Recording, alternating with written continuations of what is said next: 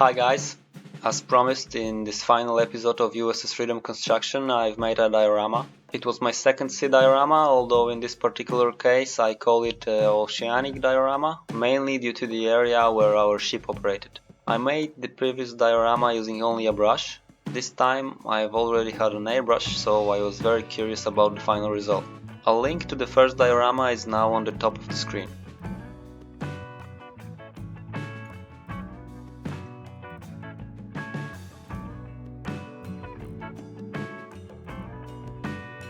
The ship model is quite large, so the diorama will also not be so small. On 48 by 20 cm cardboard, I've pasted two sheets of styrofoam, cutting them first properly. I used wood glue, but any white glue would be fine.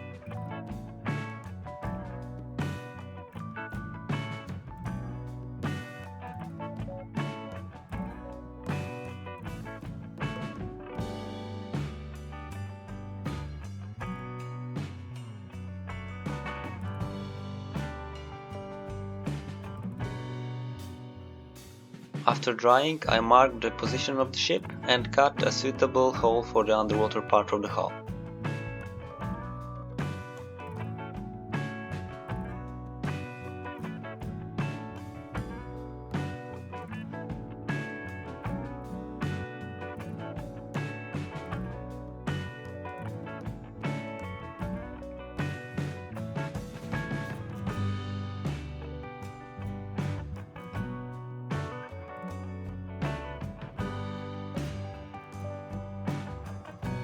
Then, using aluminium foil, I created small waves on the water surface.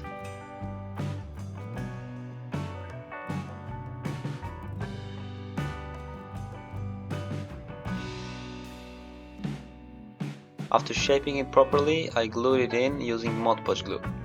This time I wanted to make a diorama of a calm ocean with a 1 max 2 sea state. Very often this type of diorama looks as if the unit was floating on a surface equal to the tabletop. At first glance it might seem simple, but creating a realistic looking diorama in mild sea condition is not very easy. So I decided to try my hand at this particular project. Besides, this sea state was also appropriate for another reason, but more on that later.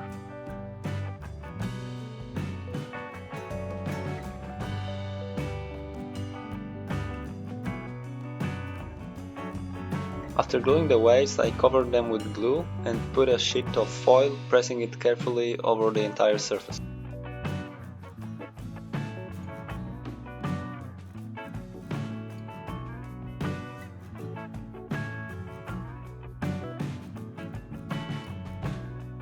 Then, to smoothen the foil structure a bit and stiffen it even more, I covered it with Mod Podge again.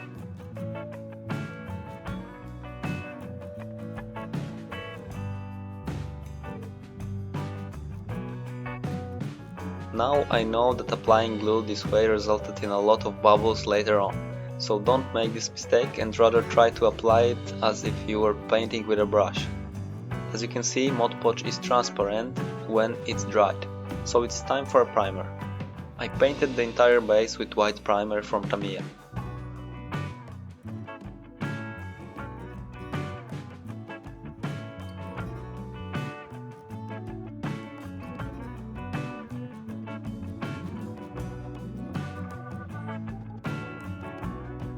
After drying, the bubbles were visible all over the surface.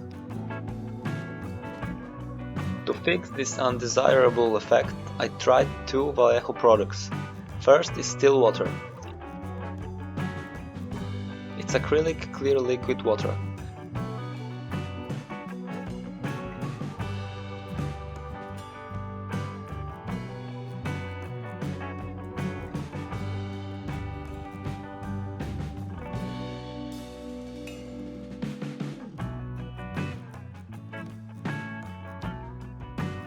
It's perfect for imitation of standing water, but in the case of bubbles it probably didn't work. I got a much better effect using the second product, transparent water.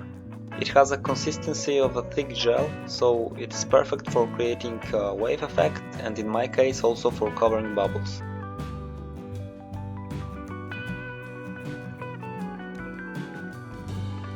Therefore, I eliminated the imperfections by creating small waves on the entire diorama.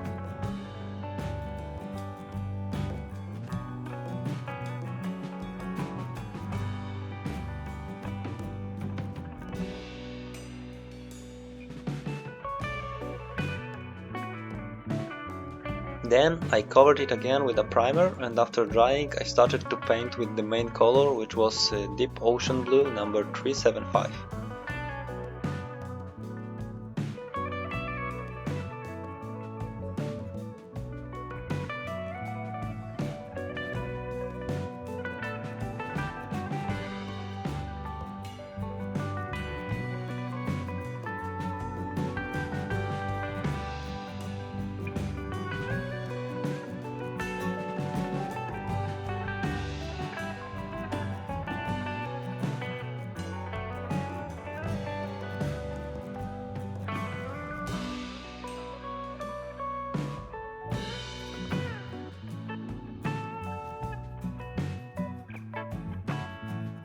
Next, a lighter shade of blue called Shallow Water, number 374.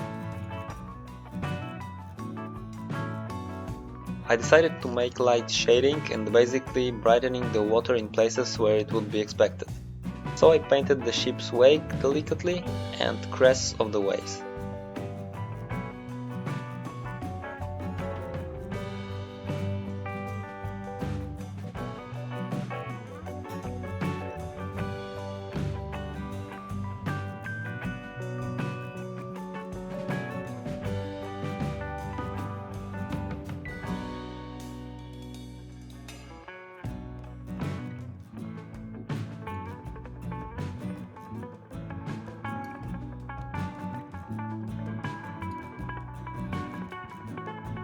After that, our ghost ship gained some speed.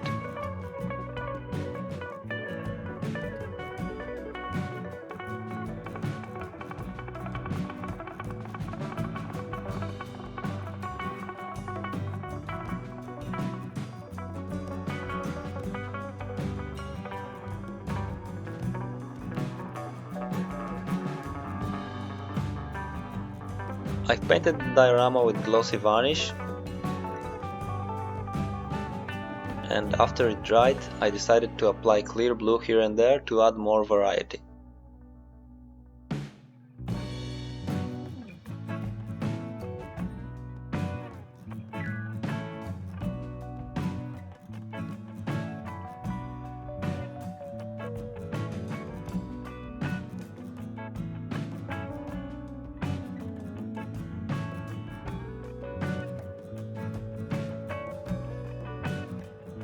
Finally, I covered the diorama with a wet layer of varnish and took care of its frame. I made it from 2mm balsa wood.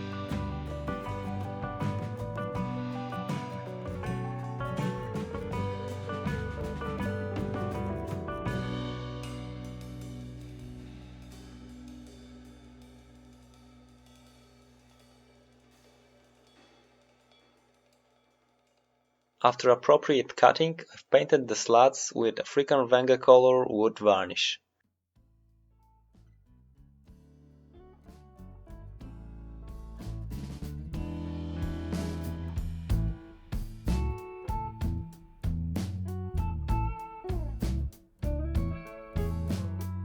I left it for 24 hours to dry thoroughly, then pasted the frame.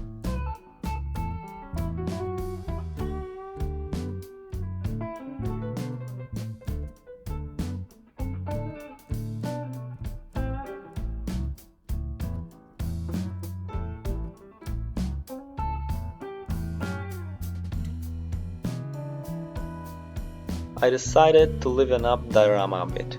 I got sailors' figures from Edward in a 350 scale. Figures are made as photo-etched elements. Even such flat figures look satisfactory at this scale. What is worth emphasizing, painting the figures is so durable that they can be bent without damaging the soldier's clothing or, even worse, his hairstyle.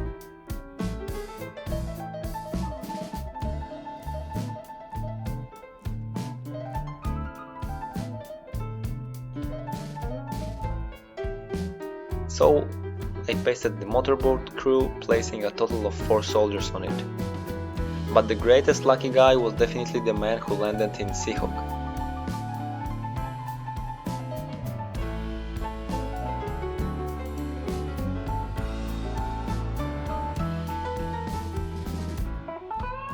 Now is the time to paste the ship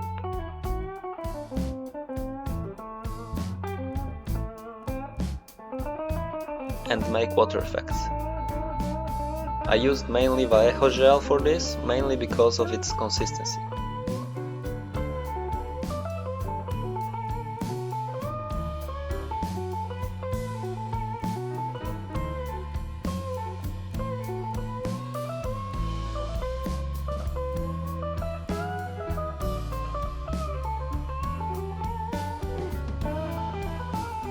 The effect of white marks on the water was obtained by using cotton wool.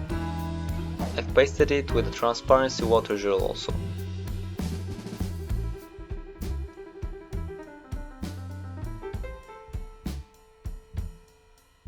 This treatment is often worth repeating after the gel is completely dry. Then it will become transparent and it may turn out that you should add a little more cotton.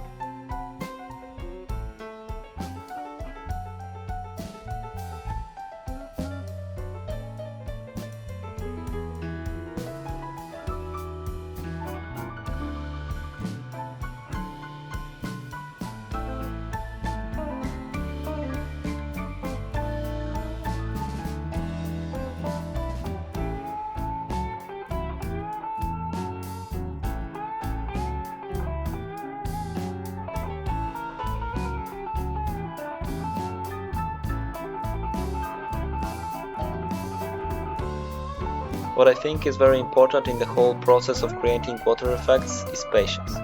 It's much better to add effects and build the whole scene gradually until the previously assumed effect.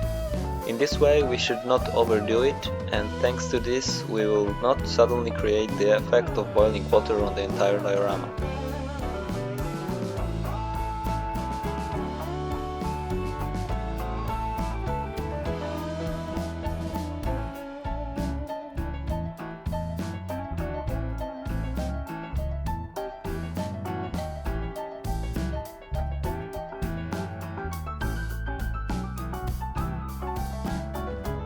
Remember that in such sea state, white crested waves should not appear at all.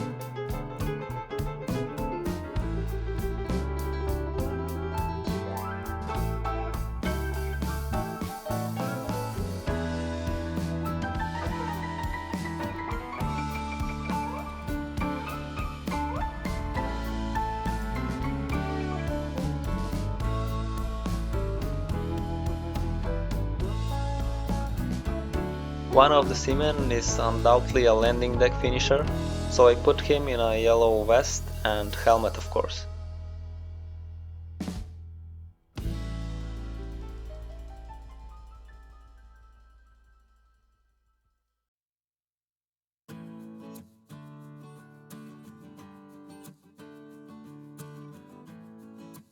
Then I pasted 2 seamen at the boat deck on the port side.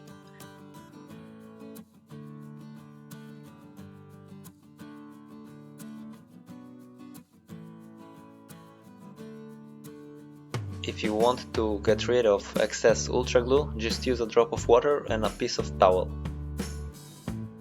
This is the undoubted advantage of water-based glue. I also pasted the ship's commander and watch officer on the wing.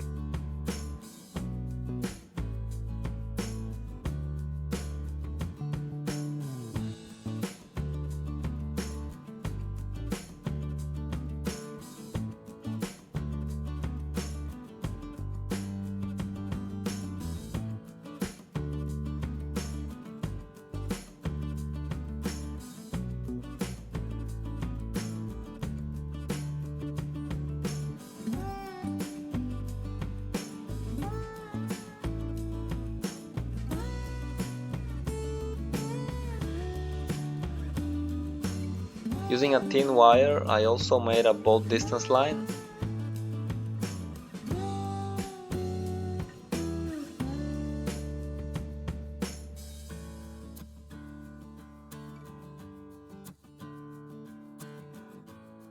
and then went on to work on another line used by the helicopter. The stiff wire I found at home was way too thick. I decided to slim it down a bit using a Proxxon motor tool with a corundum tip.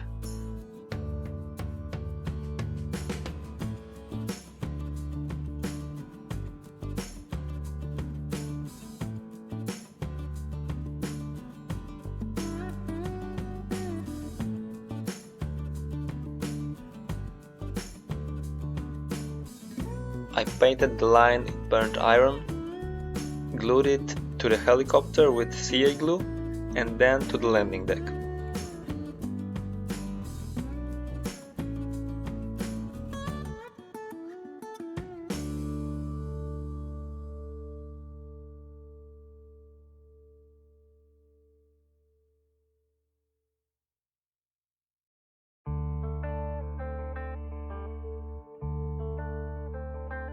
As you can see, the line is still a bit too thick, but the whole thing had to be stiff enough to hold the helicopter.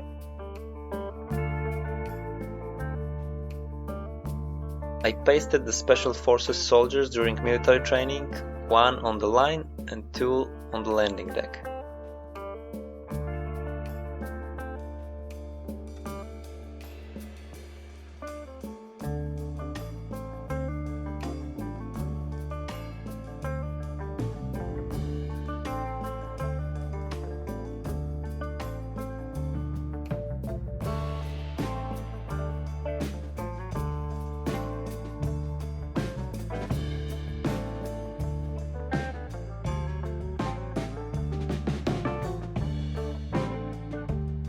I also placed an unmanned drone ready for takeoff and took care of the last element, a ship's nameplate.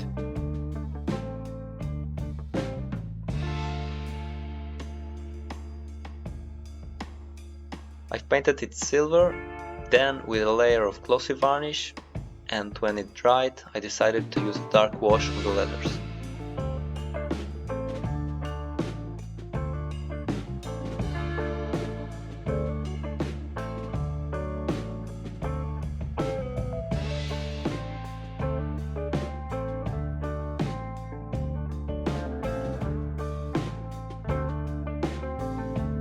After it dried, I cleaned the plate with white spirit and pasted it on the front of the frame.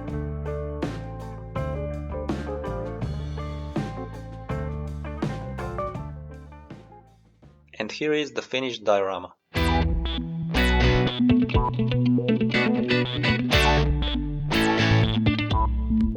I'm very pleased with the final result. The tested paint colors are perfect if you want to get the deep blue of the ocean. Thanks to the Edwards figures, the boat and the helicopter, more life appeared on the diorama, which definitely increased the realism of the whole scene. Also remember about proper planning. Many things result from the assumptions we make at the beginning. Note that in my case, the ship operates with a helicopter. That's why the sea level is low. In the case of exercises, cooperation with a helicopter is limited by the sea state. The ship usually takes an angle to the wind to make the helicopter approach easier, so pay attention to the flag and the general wave's direction. All these small details contribute to the realism and entire diorama look. I consider the USS FREEDOM project very successful. I had a lot of fun building it and I have learned a lot also. On this occasion I want to ask you to subscribe my channel. I also invite you to the newly created Instagram profile. I will try to post the progress between each episode.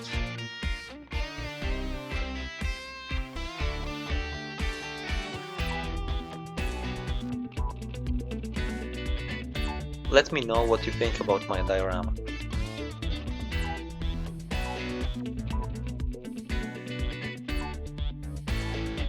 In the meantime, hold on and see you soon, guys. Bye!